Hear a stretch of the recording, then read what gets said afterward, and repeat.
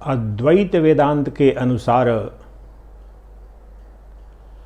परमात्मा इस जगत का अभिन्न निमित्तोपादान कारण है। आम भाषा में कहें तो ये जो नाम रूपात्मक दृश्यमान जगत है, इसका उपादान कारण भी और निमित्त कारण भी दोनों परमात्मा ही है, ब्रह्म ही है, भगवान ही है।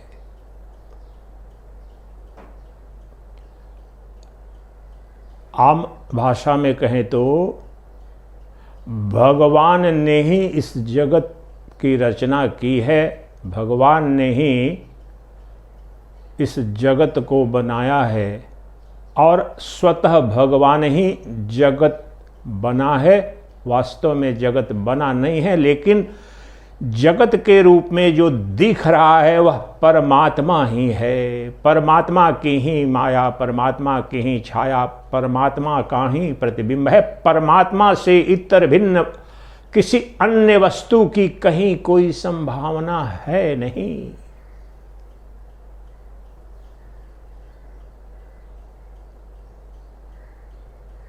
परमात्मा ही सदा था, परमात्मा ही सदा सर्वत्र है, परमात्मा ही सदा सर्वत्र सर्वदा होगा। उससे इतर, उससे भिन्न किसी भी सत्ता की कोई संभावना नहीं है। ब्रह्म सत्यम जगन मिथ्या जीवो ब्रह्मैव नापर। इसका तात्विक अर्थ यह है कि अभी जगत के रूप में भी, नाम रूपात्मक प्रपंच के रूप में भी जो दिख रहा है, तत्वतः अधिष्ठानतः यह भी ब्रह्म ही है। ब्रह्म ही जगत के रूप में, जीव के रूप में, ईश्वर के रूप में दिख रहा है। जब शुद्ध चैतन्य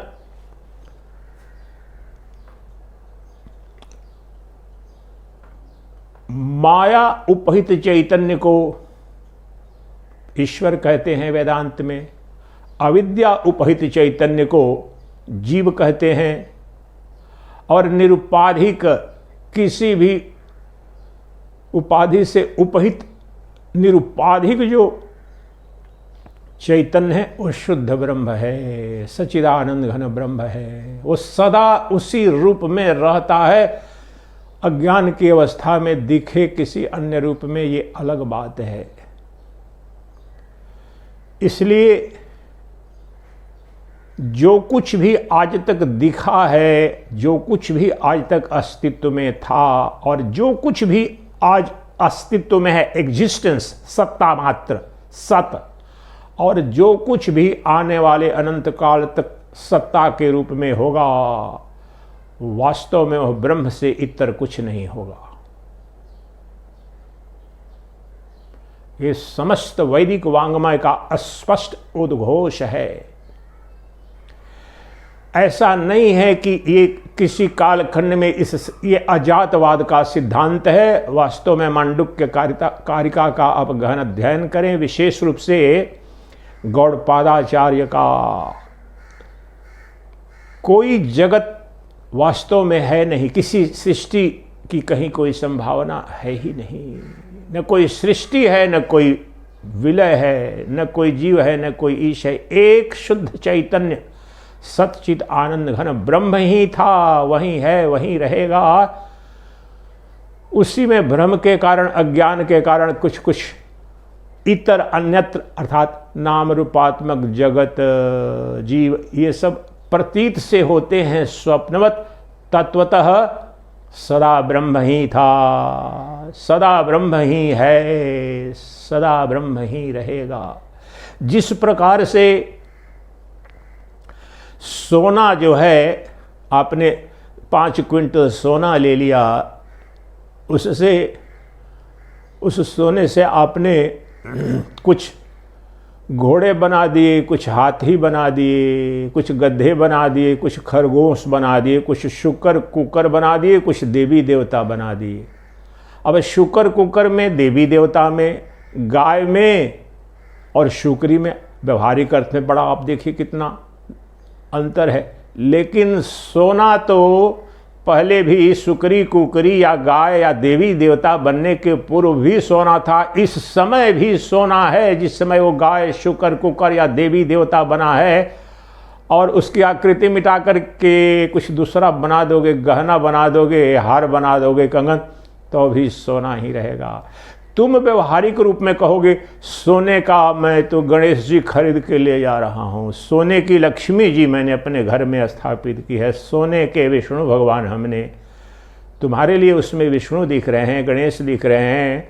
किसी को किसी भी आकृति में जो खरीदा, हाथी घोड़ा शुकर कुकर जो कुछ भी खरीदा, लेकिन तत्वतः वह सोना था, अभी सोना है और सोना ही रहेगा तत्व दृष्टि से, अधिष्ठान रूप से। उसी प्रकार से वह जो एक सच्चिदानंद घन ब्रह्म है, जो परम पुरुष है, जो चैतन्य पुरुष है, वही सदा था अस्तित्व में, सत्ता के रूप में वही सदा है, और आने वाले अनंत काल वही सदा रहेगा।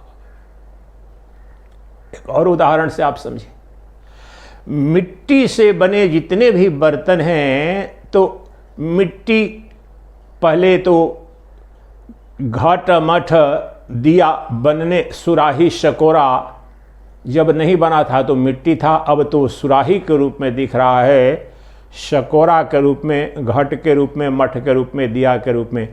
और दिया शकोरा घट सब टूट फूट जाएंगे, मिट्टी में मिल जाएंगे, फिर मिट्टी हो जाएगा।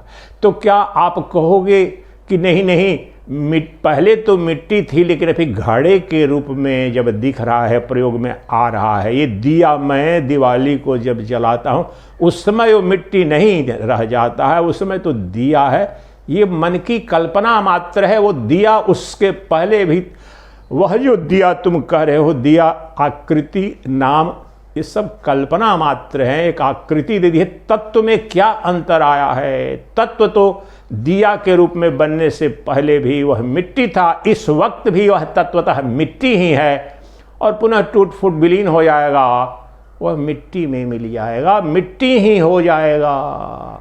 उस थोड़ी देर के लिए ऐसा नहीं है कि वह मिट्टी दिया बन गई थी। फिर एक और उदाहरण अपने आप पर चले आओ, ये स्वप्न की अवस्था को लो। स्वप्न की अवस्था, आप स्वप्न देखते हैं, प्रतिदिन देखते हैं, हम खूब देखते हैं स्वप्न। ऋषिकेश में हूँ और स्वप्न में देखता हूँ चला गया दिल्ली, चला गया मुंबई, चला गया गोवा चला गया। तो मैं यहाँ पर कमरे में सोया हूँ, स्वप्न देख रहा हूँ।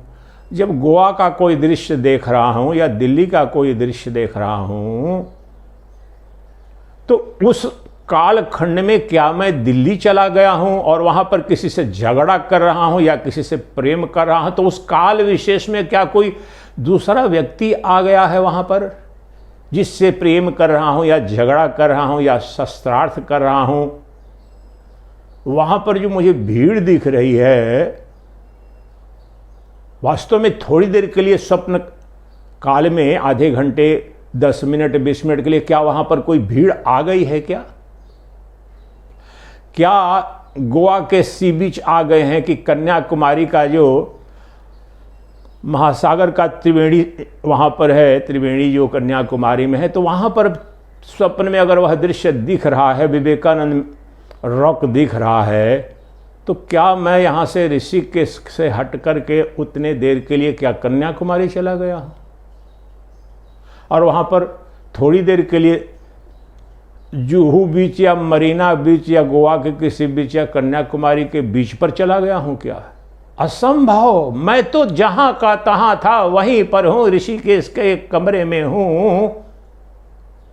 लेकिन जुहू बीच, मरीना बीच, कन्याकुमारी का वह जो संगम अनुपम दृश्य या गोवा, ये सब के सब मेरे अंदर ही मेरे मन द्वारा प्रक्षेपित कर दिए गए हैं। लगते हैं स्वप्न काल में अज्ञान के कारण वे मुझसे बाहर हैं और मैं वहां चला गया हूं उस दृश्य के दृष्टा के रूप में। लेकिन दृष्टा और दृश्य उस घटना का, उस स्वप्न का दृष्टा भी और दृश्य भी वास्तव में मेरे मन के अंदर ही गोवा का सी बीच, कन्याकुमारी का मरीना बीच, या मद्रास का मरीना बीच, या मुंबई का जूहू बीच, ये सब के सब तो मेरे मन के अंदर है, कल्पना मात्र है। मुझसे बाहर कुछ भी, कभी भी उस कालखंड में भी मुझसे बाहर कुछ था नहीं। उसी प्रकार से वास्तव में तत्वतः जब कल्पना करते हो कि जब सृष्टि की रचना हुई और सृष्टि के बाद और सृष्टि के पहले, ये सब कल्पना है समझने समझाने के लिए। वास्तव में जो अजातवाद का सिद्धांत है, अद्वैत वेदांत का, तो अभी भी तुम्हें जो लग रहा है कि सृष्टि हुई है, जिसमें सतयुग आया, त्रेता आया, द्वापर आया और कलयुग आया है, और फिर ये चक्र चलेगा, प्रलय होगा, ये सब कल्पना मात्र है। न कलयुग है, न सतयुग है, न द्वापर है, न त्रेता है, न अमेरिका है, न यूरोप है, न पापी है, न पुण्यात्मा है। सदा सर्वदा एक अद्वितीय शुद्ध सच्चिदानंद घन ब्रह्म ही था।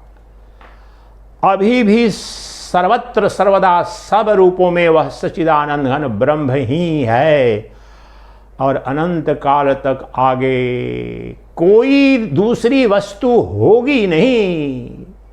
दिखती जरूर है, सागर पर्वत पहाड़, नर नारी पशु पक्षी वृक्ष लता सब दिखेंगे, दिख रहे हैं, लेकिन ये उसी एक शुद्ध चैतन्य के विकार मात्र हैं, उसके आभास मात्र हैं। शुद्ध तत्व जो अभी भी, जिस प्रकार से मैंने बताया, सोना देवता दानव पशु पक्षी के रूप में बनने के पहले भी सोना था, इस रूप में भी सोना है, बाद में भी सोना रहे। उसी प्रकार से वह शुद्ध चैतन्य ब्रह्मणस् जायमानस्य,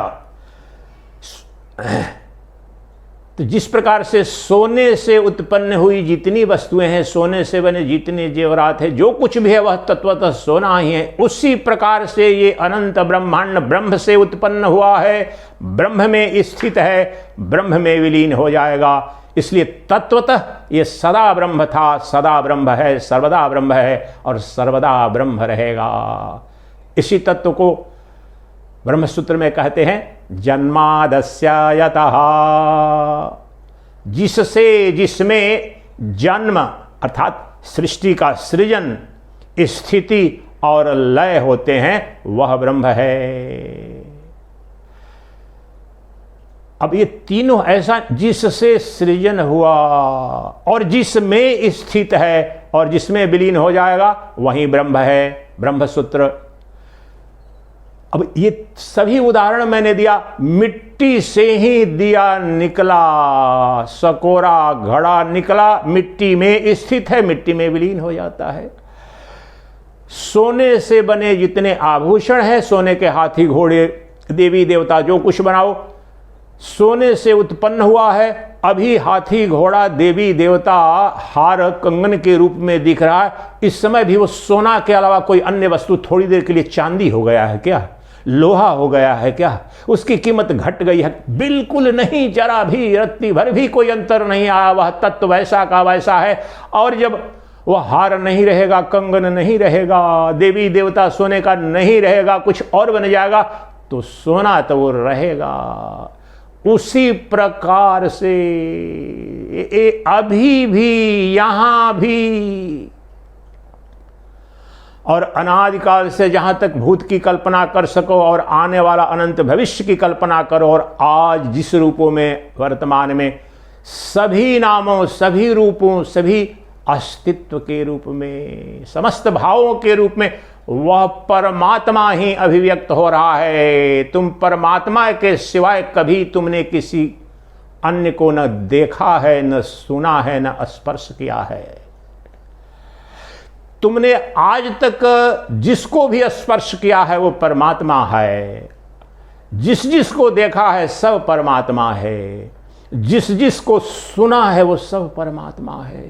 जिस जिस किसी भी विषय वस्तु का तुमने अनुभव किया है सब परमात्मा था, परमात्मा है। जिसका तूने रस स्वादन किया है वो सब परमात्मा है। रसो वैसा समस्त रसमय है। जिसका तूने आनंद लिया है, भोग किया है, वो सब परमात्मा ही है। इसलिए परमात्मा कभी भी अपरमात्मा, ब्रह्म कभी अब्रह्म हुआ नहीं। शुद्ध चैतन्य कभी भी जड़ हुआ नहीं, लेकिन जड़ के रूप में प्रतीत अवश्य होता है। एक चैतन्य परमात्मा ब्रह्म सच्चिदानंद अर्थात शुद्ध चैतन्य, शुद्ध बोध स्वरूपोहम केवलोहम सदा शिवः। ब्रह्म का क्या स्वरूप है? प्रज्ञानम ब्रह्म, जो pure consciousness is verily Brahman. That pure consciousness always was, always is and would ever be. There is nothing other than pure consciousness, that's it. अजातवाद का सिद्धांत, अद्वैत वेदांत का। इसलिए अभी भी जिस रूप में भी तुम कह लो परमात्मा के सिवाय कहीं कोई कुछ भी नहीं है। जो तुम्हें निकृष्ट उत्कृष्ट पति पत्नी संतान मित्र सबके रूप में जो दिख रहे हैं ये सब परमात्मा ही है। परमात्मा के सिवाय कोई और नहीं है। इसको समझने के लिए आज ऋग्वेद का जो प्रसिद्ध पुरुष सूक्त है उसका एक मंत्र लेने जा रहे हैं। मंत्र संख्या दूसरा मंत्र है, दूसरा श्लोक है। ऋग्वेदीय पुरुष सूक्त, जो सभी मंगल कार्यों में जहाँ पर मंत्र जो आप सुनते हैं, सहस्त्र शीर्षः पुरुषः, ये तो पहला मंत्र है। इसके बाद का जो दूसरा मंत्र है ऋग्वेद का जो पुरुष सूक्त है, बहुत ही प्रसिद्ध है। उसके कुछ मंत्र सर्वदा सभी अनुष्ठानों में प्रयुक्त होते हैं, लेकिन अर्थ नहीं जानते हैं, बस तोता की तरह रट लिया है। तो चलो कम से कम एक मंत्र को लेते हैं ताकि आप समझें, उस तत्व को समझें। और वह मंत्र जो है पुरुष सूक्त का जो दूसरा मंत्र है, श्लोक है, वो यही कह रहा है जो मैं आज बता रहा हूं कि सदा सर्वदा परमात्मा ही था, आज भी अभी भी सर्वत्र सर्वदा सर्वरूप में वह परमात्मा ही, वह ब्रह्म ही है। और आने वाले अनंत काल तक जो कुछ भी होगा अस्तित्व में वह वास्तव में तत्वतः परमात्मा ही होगा। परमात्मा से इतर न कुछ था, न है, न होगा। तो आइए वह ऋग्वेदीय पुरुष सूक्त के एक श्लोक को लेकर के, और हमारा प्रयास क्या है, हमें भ्रम हो जाता है। हम वेदांत के विद्यार्थी भी हैं, हम मुमुक्षु भी हैं, फिर भी लगता है नहीं अगले क्षण में ब्रह्म दिखेगा किसी स्थान विशेष में। हाँ स्वामी जी आनंद है, क्या बात है, आप तो ऋषिकेश हरिद्वार में शिविर करेंगे, वहां ब्रह्म दिखेगा। ऋषिकेश हरिद्वार में ब्रह्म नहीं है। ऋषिकेश हरिद्वार और अनंत ब्रह्मांड उस ब्रह्म में है। ब्रह्म से रिक्त, ब्रह्म से मुक्त कोई स्थान नहीं, कोई काल नहीं, कोई वस्तु नहीं। वह सर्वत्र समरूप व्याप्त है। ये जरूर हो सकता है कि ऋषिकेश हरिद्वार में अनुकूल परिस्थिति मिले मां गंगा के तट पर, ये अवश्य है। नहीं तो क्यों मैं आया हूं या क्यों आते हैं, तो उसकी व्यवहारिक सत्ता है। लेकिन किसी काल विशेष में, किसी देश विशेष में, किसी वस्तु विशेष में सीमित होने वाला वह परमात्मा अगर है तो खंडित हो जाएगा, असत हो जाएगा, माइक हो जाएगा। वह देश काल वस्तु अपरिच्छिन्न है, सदा वहीं था, सदा वहीं है। और अभी भी हमें तो अनुभव करना है, हमें तो आत्म साक्षात्कार करना है, हमें तो भगवत दर्शन करना है। तो इसको समझने के लिए गहराई में आपको समझ में आ जाए कि नहीं किसी अन्य काल में था, या किसी काश हम सतयुग में पैदा हुए रहते। बहुत से लोग मुझे बोलते हैं अरे कलयुग केवल नाम आधारा। ये पढ़ा का कहरा तक तो शास्त्रों का पढ़ा नहीं, कलयुग केवल नाम आधारा। ये मूर्खतापूर्ण ये सब बातें हैं। उनका अर्थ है अपने अपने सीमित देश काल और पात्र विशेष के अर्थ में उनकी उपयोगिता है, लेकिन सर्वत्र कलयुग केवल नाम आधारा। कलयुग में बहुत मूर्ख होंगे, मूढ़ होंगे, पाखंडी होंगे, पापी होंगे, तो कुछ न कुछ तो सहारा चाहिए, तो उसके लिए कह दिया गया। लेकिन जो ब्रह्म विद्या है, जो ब्रह्म तत्व है, कलयुग हो द्वापर हो, कोई भी काल हो, सब काल मुझ में अर्थात ब्रह्म में। मैं तो जो जान रहा हूं, अनुभूति कर रहा हूं, वही कहूंगा। सब काल मुझ में, सब देश मुझ में, वह चैतन्य कौन है मुझसे भिन्न, कोई अन्य नहीं है। तो चलिए उस मंत्र को जानते हैं। हमें अनुभव करना है, हमें साक्षात परोक्ष दर्शन करना है उस परमात्मा, उस ब्रह्म का। तो आपके अंदर जो भ्रम ऐसा कुछ है कि किसी विशेष कालखंड में कभी रहा होगा परमात्मा, आसान होगा दर्शन करना, या किसी भविष्य में, नहीं। अभी भी सुबह से शाम तक जो भी बर्ताव व्यवहार कर रहे हो, जो कुछ भी दिख रहा है, जो कुछ भी हेय प्रिय लग रहा है, सब परमात्मा ही है। आओ इसको समझने के लिए ऋग्वेद के पुरुष सूक्त के दूसरे मंत्र को लेते हैं और फिर उसको और सरल करके यहीं अभी अनुभव करेंगे, ताकि परमात्मा का नित्य दर्शन, क्योंकि परमात्मा नित्य है, सर्वनाम सर्वरूप सर्व अनुभूति स्वरूप है, इसलिए कोई उपाय नहीं है कि एक क्षण के लिए वह परमात्मा कहीं अनुपलब्ध हो जाए। वह तो मेरा आपा है, वह तो मेरी अंतरात्मा है, वह तो मेरे अस्तित्व का केंद्र है। उसके अनुपस्थित होने की कहाँ संभावना है। लक्ष्य हमारा वह है, उसको अनुभव करना, अपने साक्षात परोक्ष स्वरूप का दर्शन हमारा लक्ष्य है। तो उसमें आपकी गहरी जो भ्रांति बनी हुई है कि किसी कालखंड में, किसी बाहर कभी, तो उसकी निवृत्ति के मात्र हमने इसका चुनाव किया है। इस श्लोक को लेकर के पहले समझें। ऋग्वेदीय पुरुष सूक्त का एक मंत्र जो दूसरा मंत्र है पुरुष सूक्त का,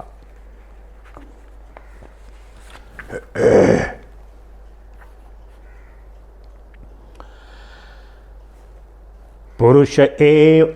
आम भाषा में इस श्लोक का अगर छोटे श्लोक में कह दे 4 शब्द में, तो पुरुष एव इदम सर्वम। श्लोक पढ़ने जा रहा हूं, लेकिन आप संस्कृत में फंस नहीं जाए, इसलिए बोल रहा हूं कि इसका जो नितार्थ है तो संस्कृत के जो शब्द पहले पुरुष एव इदम सर्वम, पुरुष का तात्पर्य वही परमात्मा, परब्रह्म, शुद्ध चैतन्य। पुरुष और पुरुष से परे प्रकृति, जो सांख्य दर्शन का पुरुष और प्रकृति, ब्रह्म और माया जिसे कहते हैं। अद्वैत वेदांत में ब्रह्म और माया 2 वस्तु नहीं है, सांख्य दर्शन में तो है। तो ब्रह्म और ब्रह्म की माया, पुरुष और पुरुष की छाया। तो ये पुरुष सूक्त है। उस परम पुरुष, उस परमात्मा का निरूपण किस रूप में किया गया है? पुरुष एव इदम सर्वम। वह परमात्मा, वह परब्रह्म, वह सच्चिदानंद घन ही सर्वत्र है। ईव पुरुष एव, संस्कृत इतना समझते हैं, वेरीली ही इम्फेस, उस पुरुष अर्थात परमात्मा से इतर नहीं महाराज, ये तो कंप्यूटर है, ये तो लैपटॉप है महाराज, अभी तो ये टेबल लग रहा है महाराज, अभी सृष्टि का विनाश होगा तब शायद विलीन होगी। तो नहीं, ये मूर्खता है, अज्ञान है। अभी भी ये समस्त सृष्टि तुम्हें निकृष्ट उत्कृष्ट जिस रूप में दिख रही है वो ब्रह्म है, परम पुरुष ही दिख रहा है सभी रूपों में। पुरुष एव इदम सर्वम। ये तुम्हें अलमीरा, घर, मकान, दुकान, सूर्य, चंद्र, तारे, सितारे, महासागर, पशु पक्षी, जिस रूप में भी नर नारी, पापी पुण्यात्मा, ये सब के सब तत्वतः ब्रह्म ही है, पुरुष ही है। पुरुष से इतर न कुछ था, न कोई था, न कोई है, न कुछ या कोई कभी भी होगा। ये इसका अर्थ है। तो श्लोक, पूरा श्लोक लो। पुरुष एवेदगम सर्वं यद्भूतं यच्च भव्यमा ऊतामृतत्वस्येषानः यद्दनेनातिरोहति।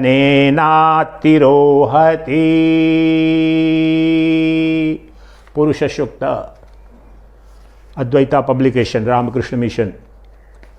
तो इसका शाब्दिक अर्थ पुरुष एवं इदम सर्वम, जो परम पुरुष है, जो परमात्मा है, ये इदम, इदम का तात्पर्य जो कुछ भी आपको प्रत्यक्ष दिख रहा है जगत के रूप में, अर्थात जो नाम रूपात्मक प्रपंच रूपी जगत है, यह परमात्मा ही है, परम पुरुष ही है, कुछ भी उससे परे नहीं है। वह परमात्मा ही इस जगत के रूप में दिख रहा है। यद भूतम यच्च भाव्यम, ये बड़ा महत्वपूर्ण है। ये देखिए अगला जो पद है, यद भूतम यच्च भव्यम, भूत का तात्पर्य है भावी भूत में, अनादिकाल से लेकर जो कुछ भी भूत में हुआ, और च भव्यमा, भविष्य में जो कुछ भी होगा वो सब पुरुष ही है। यही मैं बताने की पहले संस्कृत में घबरा जाए, फंस जाए, इसलिए सारांश उसका मैंने पहले ही बताया कि ऐसा नहीं कि इस समय अभी ही केवल सब कुछ परमात्मा या परम पुरुष है, नहीं, भूतकाल में अनादिकाल तक जहां तक जा सकते हो चले जाओ, सब परमात्मा ही था, परम पुरुष ही था, वह चैतन्य पुरुष ही था। और आने वाले अनंत काल तक जितनी भविष्य में कल्पना कर सको, पुरुष के सिवाय, परमात्मा के सिवाय, ब्रह्म के सिवाय कुछ इतर होगा, होने की कोई संभावना ही नहीं है। वही रहेगा, वही आधार अधिष्ठान है, मूल कारण है इस जगत का, और उसका ये निमित्त उपादान कारण है इस जगत का, वह परमात्मा। The Lord is the fundamental cause of the phenomenal universe, and this universe, phenomenal universe, is the effect of the Lord. वो मूल कारण है परमात्मा, और ये जगत उसका कार्य है, और कार्य कारण में तत्वतः एकता होती है। मिट्टी से बने जितने पदार्थ हैं, सकोरा, दिया, घड़ा, तत्वतः मिट्टी है। सोने से बने जितने आभूषण है, उपकरण है, या बर्तन भी बना लो, मूर्तियां बना लो, तत्वतः सोने ही है, क्योंकि कारण सोना है, कार्य तत्वतः सोना है। दिखेगा शिव जी के रूप में, सोने के शिव जी हैं, सोने के गणेश जी हैं, लेकिन सोना है। उसी प्रकार से इस जगत का अभिन्न निमित्तोपादान कारण, मूल कारण जो परमात्मा है, जो ब्रह्म है, इसलिए कार्य है उस परमात्मा का ये जगत निमित्त, परिणामी कारण नहीं है, अभिन्न निमित्तोपादान कारण है, आभास मात्र है। जैसे दूध दही बन जाता है, ऐसा नहीं हुआ है। बिल्कुल परमात्मा शुद्ध ब्रह्म ही अपने शुद्ध चैतन्य रूप में अभी भी वैसा ही है। लेकिन जिस प्रकार से तुम अपने कमरे में पड़े रहते हो, जहां पड़े रहते हो, उदाहरण दिया स्वप्न का, और तुमसे भिन्न कोई जगत दिखता है, गोवा चले गए, दिल्ली चले गए, उसी प्रकार से जो परमात्मा है, वो परमात्मा शुद्ध बिल्कुल अपने उस मूल रूप में तो है ही, लेकिन वहीं उसकी माया से आवृत होकर के नाम रूपात्मक जगत के रूप में दिख रहा है। परमात्मा से भिन्न कोई माया नहीं, परमात्मा से भिन्न कोई नाम नहीं, रूप नहीं, कोई नहीं।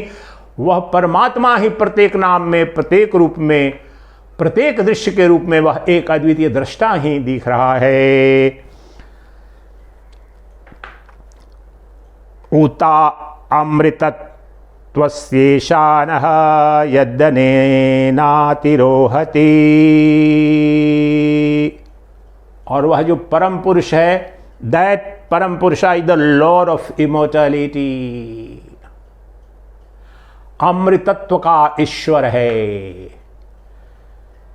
क्या तात्पर्य है? लॉर्ड ऑफ इमोर्टैलिटी, ये जो शुद्ध चैतन्य है, सच्चित आनंद, वह न विकारी है, न संग दोष से युक्त है, इसलिए अजर अमर अविनाशी है। लॉर्ड ऑफ इमोर्टैलिटी, चैतन्य, पुरुष का तात्पर्य चैतन्य, प्योर कॉन्शियसनेस। समस्त जन्म, मृत्यु और विकार जड़ में है, और परम पुरुष चेतन तत्व है। चैतन्य पुरुष में मृत्यु कहां? मृत्यु तो आकृति में, मृत्यु स्वप्न की, स्वप्न दृष्टा की नहीं। जन्म मृत्यु नाम की, रूप की, आकृति की। वो जो निराकार है, अनाम है, अरूप है, जो शुद्ध चैतन्य है, उसका जन्म नहीं, उसकी मृत्यु नहीं है। इसलिए इसका तात्पर्य है लॉर्ड ऑफ इमोर्टैलिटी, अर्थात गहरे अर्थों में वह अमृत स्वरूप है, उसमें मृत्यु नहीं है। आप भगवत गीता में या अन्यत्र इतना तो जानते हैं, सड़क पर भी आप सुन लेते हैं, आत्मा अमर है, इतना तो सुनते हैं। वही परम पुरुष है, जो अमर है, अजर है, अविनाशी है, जन्म मृत्यु रोग व्याधि विकार ये शरीर के हैं, शरीर के अंदर का जो शरीरी है, जो आत्मा है, वही परम पुरुष है। भगवान कृष्ण भगवद गीता में कहते हैं, ईश्वर सर्वभूतानां हृदय अर्जुन तिष्ठति।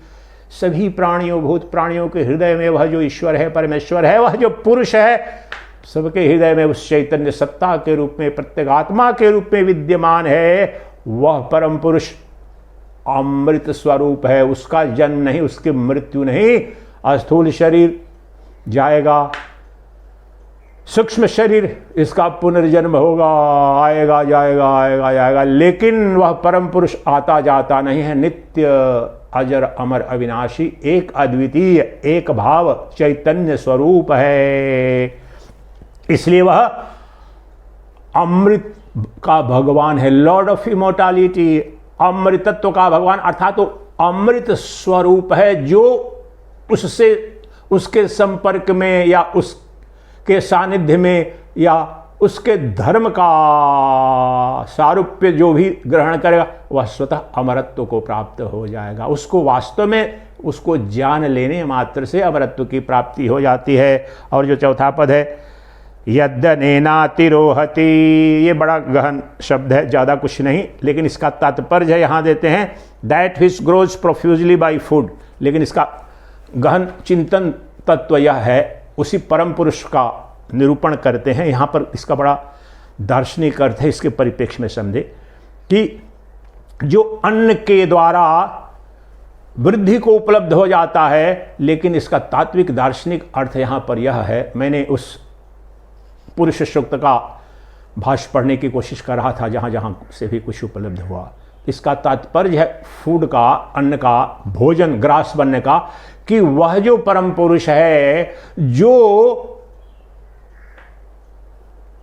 अपने को उसका ग्रास बना देता है, जो अपनी आहुति उसमें दे देता है, डाल देता है, ग्रोज प्रोफ्यूजली, वह वही।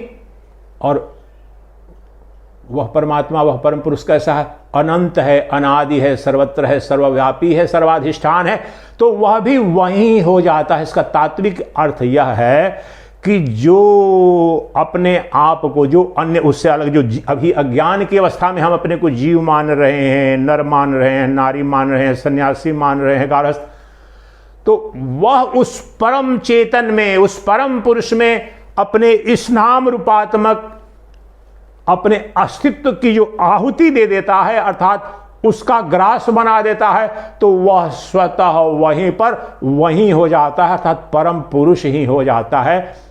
यही तात्विक अर्थ है भगवद गीता में, एक जो सबसे प्रसिद्ध श्लोकों में से है, जिसका 99% अर्थ समझते नहीं हैं, करते रहते हैं कुव्याख्या अधिकांश लोग, कि भगवान कृष्ण कह रहे हैं, सर्वधर्मान परित्यज्य मामेकं शरणं व्रज अहं त्वा सर्व पापेभ्यो मोक्षयामि। ये मोक्षयामि मा शुचः।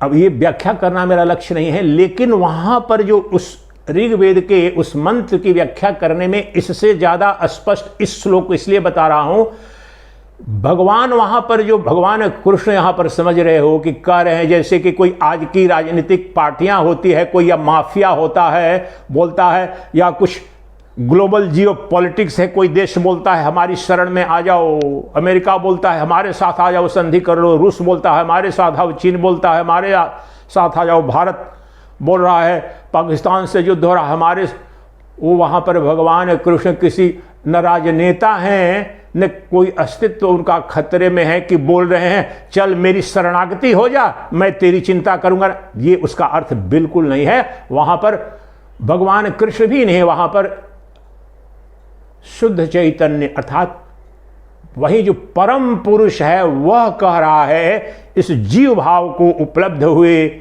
उस मनुष्य को या जीव को, अज्ञानी को, कि तू अभी इस ऋग्वेद के इस पद की व्याख्या, गहरी व्याख्या कर रहा हूं, बड़ा कठिन पद है, लेकिन इससे सुंदर व्याख्या कुछ नहीं, इसमें बहुत चिंतन किया तब समझ में।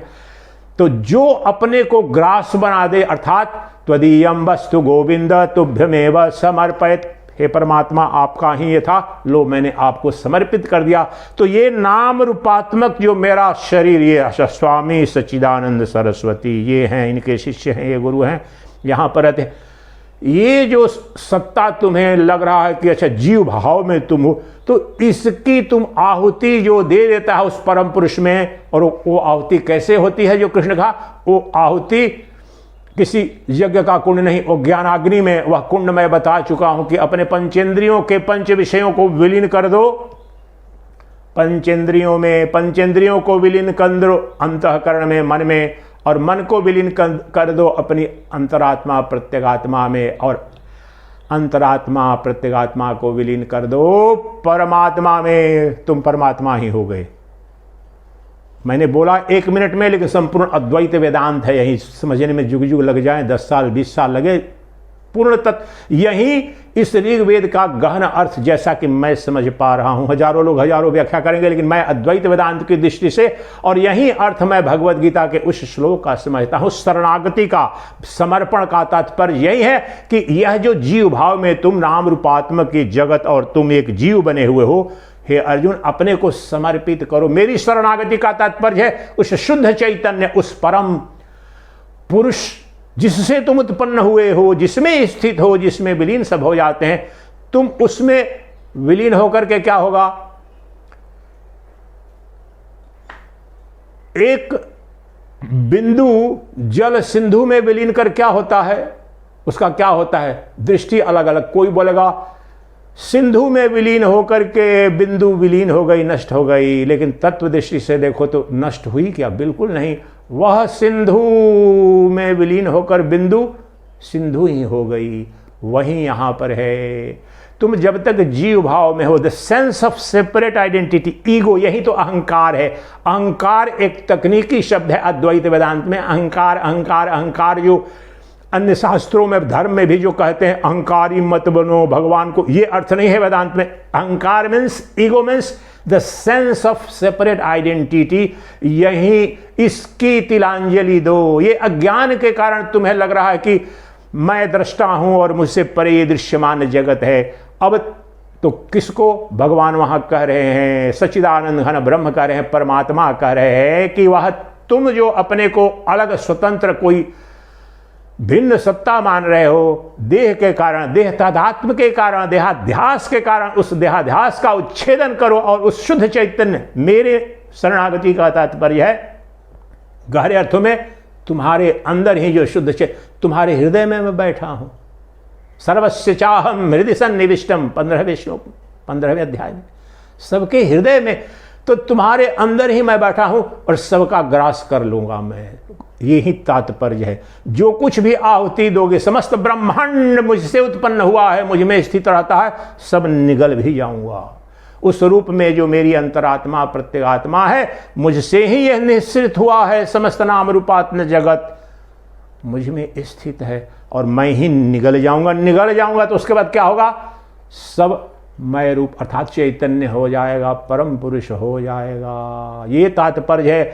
जो जीव है वह शिव हो जाएगा, नारायण नारायणत्व को उपलब्ध हो जाएगा। जो मरण धर्मा जन्म धर्मा विकारी दुखी जो जीव है वह देश काल वस्तु अपरिछिन्न निरतिशय वृहत ब्रह्म हो जाएगा। ये इसका तात्पर्य है कि उसका भोजन जो बनता है वह अनंत वृद्धि को प्राप्त होता है। वह भोजन अपने अहंकार अर्थात सीमित शरीर तादात्म्य के कारण इस कालखंड में मैं जन्म हुआ, इस कालखंड तक कुछ दिन बाद शरीर चला, देहाध्यास का त्याग करके अपने को चैतन्य में विलीन कर दो, तुम चैतन्य हो गए, तुम पुरुष ही हो गए। ये तात्पर्य है इसका। वह परम पुरुष वही सर्वदा एकमात्र सदवस्तु था, क्योंकि उससे सब उत्पन्न हुए हैं, उसमें स्थित है, वही नॉरिश कर रहा है। पोषण कौन कर रहा है? मिट्टी से बने जितने भी पात्र हैं, दिया घड़ा, तो जिसमें दिया है, घड़ा है, उसका पोषण कौन कर रहा है? मिट्टी ही कर रही है, उसने धारण किया है। इसलिए हम आपको लग रहा अच्छा चलो ब्रह्म से हम उत्पन्न हुए हैं, लेकिन हमारा पोषण तो ये अच्छा अनाज कर रहा है, फल कर रहा है, पानी कर रहा है, वह परमात्मा ही ये सभी रूपों में अभिव्यक्त हो रहा है। कोई धारण करने का गहन अर्थ समझो। अभी भी तुम्हें जो जीवन को जिसने धारण किया है, जिन शक्तियों ने ये पंचभूत के रूप में, वह परमात्मा ही अभिव्यक्त हुआ है। और पंचभूतों से ये तुम्हारा शरीर, और पंचभूतों से ही भोजन, यज्ञ, भोजन, फल, जल, प्राणवायु, ये सब वह परमात्मा का ही स्वरूप है, विकार है। इसलिए धारण कौन कर रहा है? परमात्मा में ही तुम स्थित हो और अंततः उस शुद्ध चैतन्य में, परम पुरुष में विलीन हो जाओगे। नाम रूप विलीन होगा और कुछ विलीन नहीं होगा। जो परम पुरुष का स्वरूप है सत चित आनंद, परमात्मा का नित्य स्वरूप सत चित आनंद, वह सदा था, सदा है, सदा रहेगा। इसलिए अब हमें आत्म साक्षात्कार करना है, हमें अपने स्वरूप का बोध करना। हमारा लक्ष्य यह है जिससे कि हमारे दुखों के आत्यंतिक निवृत्ति और परमानंद की प्राप्ति स्वरूप मोक्ष सिद्ध हो जाए, सद्यो मुक्ति जल्द से जल्द उपलब्ध हो जाए। हम जान जाएं, हम अनुभूति को उपलब्ध हो जाएं कि हमारा जन्म नहीं, हमारी मृत्यु नहीं, हमारे अंदर कोई विकार नहीं। हमने जो तादात्म्य किया है शरीर से, अज्ञान के कारण शरीर मान करके ये सब दुख हमने धारण कर लिए हैं, जड़ के, काल्पनिक रूप से माइक है सब। शुद्ध रूप में तो अभी भी वह एक अद्वितीय जो परम पुरुष है, वही परम पुरुष मैं हूं, और वही परम पुरुष अनंत ब्रह्मांड के रूप में दिख रहा है। इसी तत्व को उपनिषद ने कहा सर्वम खल्विदम ब्रह्मा। जो पुरुष सुक्त का वह जो मंत्र है, बिल्कुल यही अर्थ यहां पर उपनिषद के इस महावाक्य का है, सर्वम खल्विदम ब्रह्मा। ये समस्त नाम रूपात्मक जो जगत है वह ब्रह्ममय ही है, वह ब्रह्म ही है, वह परमात्मा ही इस जगत के रूप में दिख रहा है। अब भगवद गीता का 7वें अध्याय का वह श्लोक लीजिए। भगवान कृष्ण जो कह रहे हैं, मैं क्या प्रयास कर रहा हूं?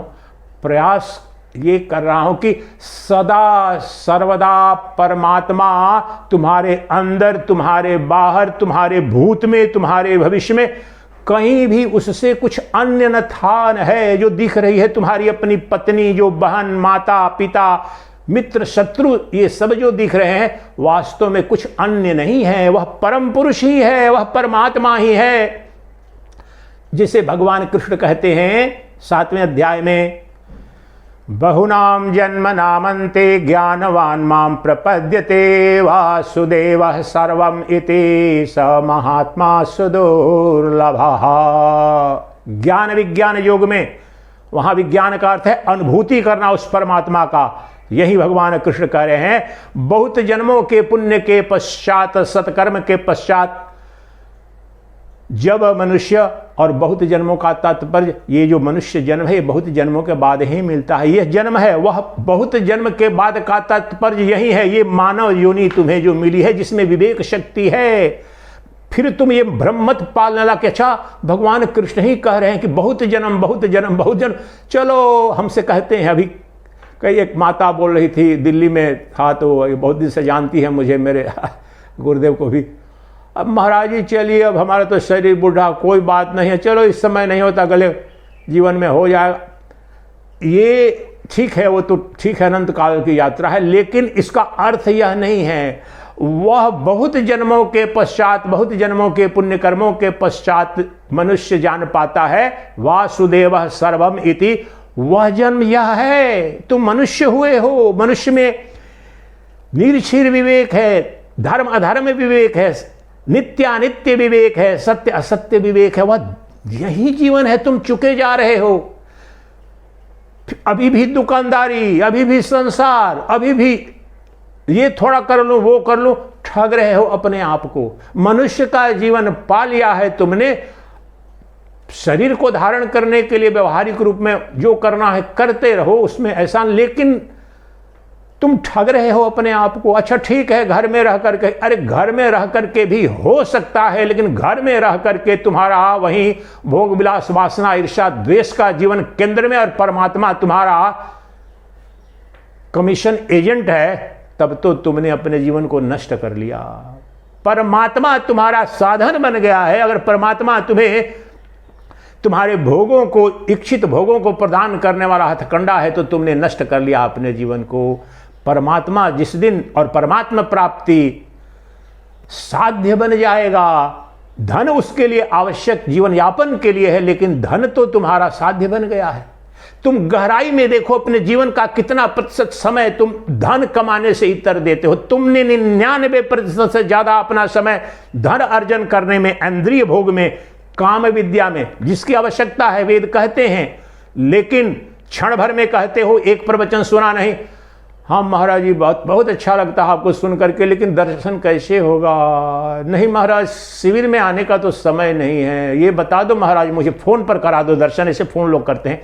ये मूर्खता, तुम अपना नरक जुग जुग तक भोगोगे। ये जो बुद्धि रख रहे हो कि फोन पर कोई तुम्हें ब्रह्म ज्ञान कर, ठग रहे हो तुम। परमात्मा को भी तुम चाहते हो कि तुम्हारे टॉयलेट क्लीनर के रूप में, तुम्हारी समस्या, तुम्हारे पापों का हंता बन करके आ जाए। वह परमात्मा तो तुम्हारे लिए काल बन करके आएगा, अभी भी बन रहा है, तुम्हें दिख नहीं रहा है।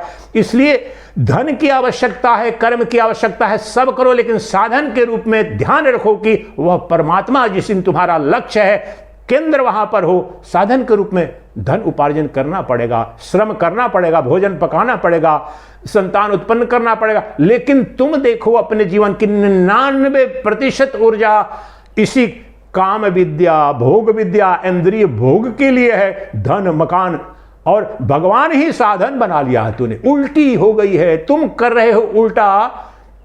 तुम चाहते हो कि गंगा गंगोत्री से नहीं, गंगा सागर से गंगोत्री में जाए, यही तो तुम्हारा दुर्भाग्य है। इसलिए तुम जब तक समग्र समर्पण न हो उस तत्व को जानने के लिए, यहीं अभी मुझे उसका दर्शन करना है, यह उत्कट अभिलाषा न हो तो कैसे दिखेगा? तो ये बताने समझाने के लिए कि भगवान कृष्ण जब कह रहे हैं कि बहुत जन्मों के पश्चात, इस तत्व पर अभी मैं बोल रहा था, वह जन्म यही जन्म है, मनुष्य का जीवन है। भारतवर्ष में तुम पैदा हुए हो, और परमात्मा ने जितने हमसे संपर्क करते हैं, या जितने तुम्हारे पास तो खाने पीने का तो प्रबंध है, जीवन यापन लगभग चल रहा है, इसमें भी तुम कुछ समय निकाल नहीं पाते हो, प्रतिदिन 1-2 घंटे। तो तुमसे बड़ा अभागा कौन है? तुम चाहते हो कोई जादू मंत्र वाला बाबा आशीर्वाद दे।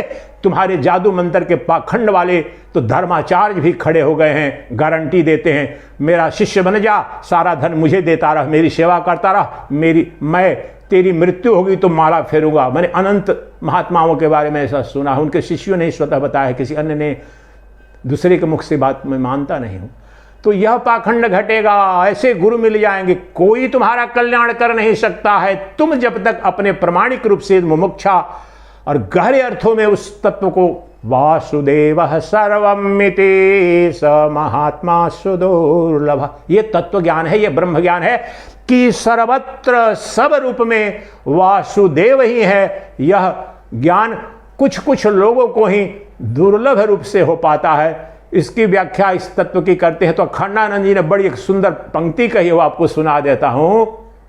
बड़ा सूक्ष्म तत्व है, समझिए।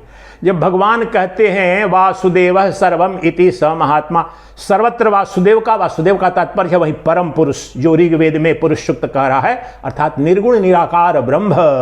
कहीं देवकी नंदन को मत पकड़ लेना वासुदेव के अर्थ में। यह जो निर्गुण निराकार वेदांत, जो निरतिशय वृहत ब्रह्म है, वह वासुदेव है। तो उसकी प्राप्ति कैसे होगी? तो कहते हैं उस मंत्र की व्याख्या में प्रातः स्मरणीय अखंडानंद जी महाराज की, देखो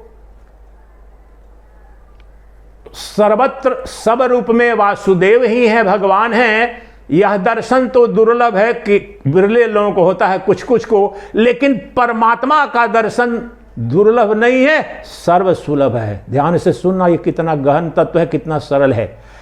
परमात्मा ही सब कुछ है, सब कोई परमात्मा ही है, सब परमात्मा ही है, सर्वदा सदा परमात्मा ही है, इसे जानने वाला तो दुर्लभ है, कम लोग को हो पाता है, लेकिन परमात्मा सर्वसुलभ है। यही तो इस जो पुरुष सूक्त ऋग्वेद के मंत्र का अर्थ है, और यही बताने की कोशिश कर रहा हूं कि सर्वम खल्विदं ब्रह्म सर्वत्र सर्वरूप सर्वनामेन परमात्मा ही है, परम पुरुष ही सर्वदा था, परम पुरुष ही है, परम पुरुष ही रहेगा, सर्वसुलभ है। कोई कण दिखाओ, कोई क्षण दिखाओ, कोई अणु दिखाओ, कोई परमाणु दिखाओ, कोई अनुभूति, चुनौती दे रहा हूं मुझे, कोई अपनी एक अनुभूति, कोई एक क्रिया, कोई एक क्षण जहां परमात्मा अनुपस्थित है, असंभव है। परमात्मा अनुभूति स्वरूप है, बोध स्वरूप है, सत्ता मात्र है, ज्ञानमय सत्ता ही सत्ता है, शाश्वत सत्ता है, जो सतचित आनंद का तात्पर्य है। परमात्मा कोई वस्तु नहीं, कोई दृश्य नहीं,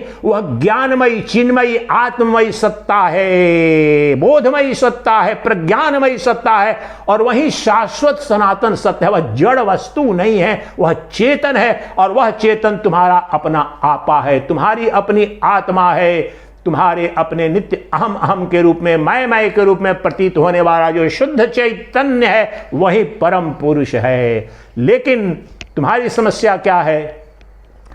परम पुरुष नित्य तुम्हें अपने आपा के रूप में, अब हमारा लक्ष्य क्या है? उस परम पुरुष को जानना, सर्वत्र हमें दर्शन करना है, यही तो साक्षात अपरोक्ष अनुभूति है। अब चले आओ यहां पर, सबसे बड़ी समस्या क्या है? और बड़ी अद्भुत समस्या है कि वह परमात्मा, वह परम पुरुष जिसे कह रहा हूं कि अनादिकाल से भूत में भी जो कुछ भी था वह परम पुरुष या परमात्मा ही था, अभी भी वही है, और आने वाले भविष्य में सर्वदा वह परमात्मा ही होगा। और अन्य अन्य उदाहरण जो दिया तो लग जाता है कोई तो इतना विराट है, मैं तो कुछ दशक पहले आया हूं, मैं कैसे, मुझ में वो समाविष्ट कैसे हो सकता है? यही तो अज्ञान है तुम्हारा। वह परमात्मा यही अभी तुम्हारी अपनी अंतरात्मा, तुम्हारे अपने अस्तित्व के केंद्र, तुम्हारा अंतरतम जो अस्तित्व है, केंद्र है, जो अधिष्ठान है, जो नित्य मैं के रूप में प्रतीत होता है, वो जड़ नहीं, वह चेतन है। जो मैं अहंकार ग्रस्त है इस देह तादात्म्य से, वो तो अहंकार है, मन है, वह तो विकारी है, वह तो मरेगा, वह तो उत्पन्न हुआ है। लेकिन जो अविकारी, निर्गुण, निराकार, जो चैतन्य स्वरूप, जो शुद्ध बोध स्वरूप, जो मेरा मैं हूं, वही परम पुरुष है। और मेरा अभाव तुम दिखाओ, किस अनुभूति में मैं अनुपस्थित हूं, किस सत्ता में अनुपस्थित हूं, किस वस्तु में मैं अनुपस्थित हूं? सबको सिद्ध करने वाला मैं हूं, मेरी अनुपस्थिति सिद्ध नहीं की जा सकती है। अब समस्या क्या है? वह परम पुरुष, वह परमात्मा सदा तुम्हारे अपने आपा अर्थात अपनी आत्मा के रूप में, तुम्हारे अपने अस्तित्व के रूप में उपलब्ध है। लेकिन ध्यान से सुना यह पंक्ति, तुम ब्रह्मांड के प्रत्येक बाह्य वस्तु को, तुमसे जो भिन्न है, तुमसे जो बाहर है, और तुमसे जो भिन्न होगा, जो तुमसे बाहर होगा, वो स्वभावतः वैज्ञानिक दृष्टि से वो जड़ होगा। जड़ अर्थात असत, अर्थात कल्पना। चेतन एकमात्र तुम हो, और तुम्हारे अंदर जो मैं की जो अनुभूति है, कभी भी तुम के रूप में, वो तो व्यवहारिक ज्ञान की अवस्था में तत्वमसि कहा जाएगा, ये आए वो आए तुम, लेकिन जो अनुभूति उस शुद्ध चैतन्य की होती है, निज बोध रूप मैं वही परम पुरुष हूं। वो कौन है? वो मैं ही, अहम त्वमेव त्वम अहमेव। अब त्वम यहां पर मैं समस्त दृश्यमान जगत को, जो द्वैत जगत है, उसको कह रहा हूं, अहम त्वमेव त्वम अहमेव, मैं ही तुम हूं, तुम ही मैं हो, मुझसे भिन्न न कुछ था न है, सब निगल गया अपने आप में, और वही प्रक्षेपित होकर तुम के रूप में। तो एक अद्वितीय दृष्टा है, उससे ये समस्त दृश्यमान जगत उत्पन्न हुआ था, उत्पन्न हुआ है और प्रतीत हो रहा है। अब मैंने जान लिया कि मैं वह शुद्ध चैतन्य हूं, मैं अद्वितीय चैतन्य हूं, अखंड चैतन्य हूं, शुद्ध चैतन्य हूं, जिसमें दो होता नहीं, जो कालातीत है, देशातीत है। और मैं सदा एक रस था, एक अखंड अद्वितीय आत्मदेव ही, वो एक अखंड अद्वितीय आत्मदेव कोई और नहीं, वो मैं हूं। शब्दों पर ध्यान देना। एक अद्वितीय अखंड आत्मदेव ही इस अनंत जगत के रूप में दिख रहे हैं, वो मैं हूं। वह एक अद्वितीय अखंड आत्मदेव ही अनंत नाम रूपात्मक पशु पक्षी सूर्य चंद्र पर्वत पहाड़ निकृष्ट उत्कृष्ट के रूप में एक और वास्तव में वह एक देव अनेक हुआ नहीं, लेकिन प्रतीत जरूर होता है। एक वो हम बहुश्यामः, वो आभास मात्र है। जिस प्रकार से स्वप्न दृष्टा एक होता है लेकिन उसमें हजारों हाथी घोड़े पर्वत पहाड़ जहाज सब दिखते हैं तो प्रक्षेपित है, उसी प्रकार से वह एक अद्वितीय अखंड शुद्ध बोध स्वरूप परम पुरुष वह मैं हूं, मैं वह आत्मदेव हूं। और इसी यही आत्मदेव ही, यह परम पुरुष ही, एक अद्वितीय अखंड परम पुरुष ही इस जगत के रूप में प्रतीत हो रहा है, आभासित हो रहा है, दिख रहा है, लेकिन वह परम पुरुष से भिन्न नहीं है, क्योंकि वह परम पुरुष मैं हूं जो इस जगत का अभिन्न निमित्तोपादान कारण है, विकारी कारण नहीं है। मुझ चेतन में कोई विकार नहीं, समस्त विकार जड़ में है और जड़ सदा दृश्य के रूप में दिखता है, मुझसे भिन्न है, मुझसे परे है, मुझसे बाहर है। लेकिन जो मेरा मैं जो अभिन्न है, मेरा अंतरतम केंद्र है, उसमें विकार तो दिखाओ। मन मुझसे भिन्न है, स्थूल शरीर भिन्न है, सूक्ष्म शरीर भिन्न है, कारण शरीर भिन्न है, लेकिन मेरा जो अभिन्न अस्तित्व है, मेरा शुद्ध चैतन्य है, उसमें कोई विकार नहीं। वह अविकारी शुद्ध चैतन्य मैं हूं। चैतन्य का जन्म नहीं, मृत्यु नहीं, कोई विषाद औषधि नहीं, क्योंकि मैं असंग हूं, निरंजन हूं, अविकारी हूं। दोष जन्म मृत्यु दुख सबके सब विकारी में, अवयव युक्त में मैं निरवयव हूं, निरंजन हूं। मुझ में कोई आसक्ति नहीं, मैं शुद्ध बोध स्वरूप हूं, मैं निर्लेप हूं, निरंजन हूं, मुझे कोई स्पर्श कर ही नहीं सकता। समस्त रोग, समस्त दुख, समस्त व्याधि, समस्त जन्म मृत्यु संग दोष से, विकार दोष से, अवयव दोष से, अंजन दोष से दुख युक्त होने वाले जीव को ही मैं तो वह देव हूं, चैतन्य देव हूं, एक अद्वितीय स्वयं प्रभा स्वयं ज्योति स्वरूप जो चैतन्य देव है वो आत्मदेव हूं। वह एक अद्वितीय आत्मदेव ही अनंत ब्रह्मांड के रूप में दिख रहा है। मेरे सिवाय कोई युग नहीं था, कोई काल नहीं था, कोई अभी भी इस काल में भी मुझसे भिन्न कोई नाम रूप वस्तु नहीं है। समस्त ब्रह्मांड मुझ में उत्पन्न हुआ था, है और होता रहेगा, मुझ में स्थित रहेगा, मुझ में विलीन हो जाएगा। वह शुद्ध पुरुष, वह परम पुरुष मैं हूं। वह परम पुरुष तुम्हारे अंदर, तुम्हारे अपने मैं, तुम्हारी अंतरात्मा के रूप में विद्यमान है और उस रूप में तुम सदा थे, सदा हो, सदा रहोगे। तुम्हारा अभाव कब है? तुम्हारे बिना उस चैतन्य की बात हो रही है। वह जो परम पुरुष है, वह परम पुरुष जो है वो सबके अंदर एक ही है। वो परम पुरुष सदा था और वह परम पुरुष ही स्त्री पुरुष जड़ चेतन नर नारी ये सबके रूप में दिख रहा है। तो आज भी यहां भी जो कुछ भी दिख रहा है वो परम पुरुष ही है, परमात्मा ही सर्वत्र दिख रहा है। बस ध्यान ये रखना कि उसके शुद्ध रूप का दर्शन, जहां पर भी तुमको दृश्यमान वस्तुएं दिखेंगी तो वहां नाम रूप का निषेध करके उसको सिद्ध करने वाला जो सतचित आनंद है उसमें आ जाओ। नाम रूप का निषेध कर दो, वहां पर जो बच जाएगा शुद्ध सत्ता मात्र सतचित आनंद, वह नग्न दर्शन, वह अनुभूति और वही प्रतिष्ठा, वह ब्रह्मनिष्ठा हो जाती है। वह तत्व कौन है? वह मैं ही हूं। अब बताए कोई कि कौन सा काल मुझ में था, किस का? सब काल मुझ में। कहते हैं कि अच्छा भगवान सर्वकालिक है, सर्वदेश में है, ये समझाने के लिए कहा जाता, लेकिन सत्य तो यह है कि सब काल मुझ में, सब देश मुझ में, सब नाम रूप मुझ में, मुझसे भिन्न कोई नहीं, मुझसे बाहर कोई नहीं, मेरे अतिरिक्त न कुछ था, न है, न होगा। इस